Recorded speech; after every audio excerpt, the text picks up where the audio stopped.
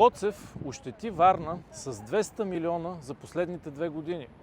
От арогантност или от некомпетентност и неможене, преценете сами. По 100 милиона на година се полагаха на Варна за проекти от държавата.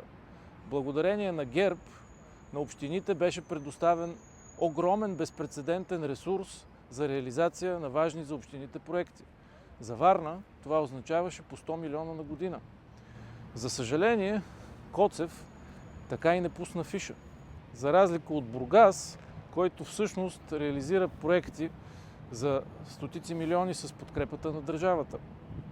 Защо това се случи във Варна? Оставихме проекти и ние за стотици милиони. Има и експерти, които можеха да подпомогнат подаването на съответната документация, така че Варна да не загуби нито един евроцент от тези 200 милиона, които ни се полагаха.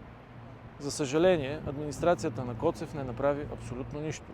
Представете си колко много можеше да бъде направено с тези 200 милиона.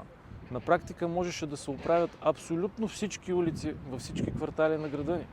А представете ли си колко детски градини могат да се изградят с 200 милиона? Или колко басейна?